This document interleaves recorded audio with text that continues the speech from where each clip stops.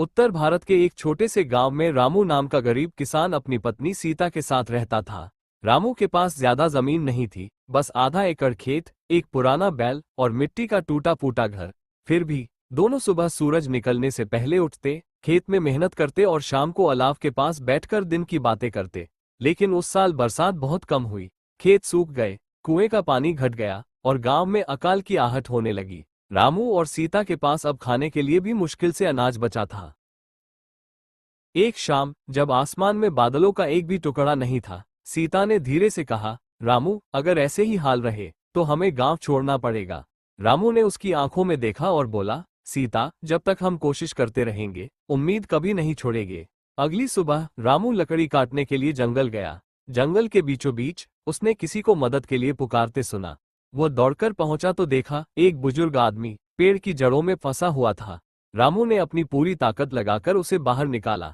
बुजुर्ग ने मुस्कुराकर कहा, बेटा, तूने मेरी जान बचाई है, मैं तेरा उपकार कभी नहीं भूलूंगा। रामू ने इसे बस इंसानियत का काम समझा और घर लौट आया।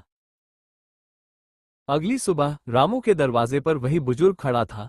उसके हाथ में एक छोटा सा लकड़ी का डिब्बा था। इसे खेत में गाड़ देना, बाकी काम प्रकृति करेगी, बुजुर्ग ने कहा और बिना कुछ और बोले जंगल की ओर चल दिए। रामू और सीता ने डिब्बा खेत के बीचों बीच गाड़ दिया।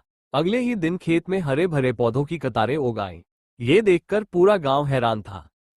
गांव के कुछ लालची जमींदारों को ये पसंद नहीं आया। एक रात वे रामू के खेत में घुस आए और पौधों को उखाड़ने लगे। तभी अचानक तेज आंधी और बिजली चमकने लगी, जैसे जंगल खुद खेत की रक्षा कर रहा हो। जमींदार डरकर भाग गए। खुशहाल अंत कुछ ही हफ्तों में रामू का खेत सुनहरी फसलों से भर गया। उसने जरूरतमंद गांव वालों को मुफ्त अनाज बांटा। लोग उसे गांव का भाग्यवान किसान कहने लगे। सीता ने मुस्कुराकर कहा, देखा रामू, तूने कहा था उम्मीद कभी नहीं छोड़नी चाहिए। रामू ने खेत की लहराती फसल को देखते हुए जवाब दिया, हाँ सीता, मेहनत और नेक दिल इंसान की मदद करने से चमत्कार होते हैं।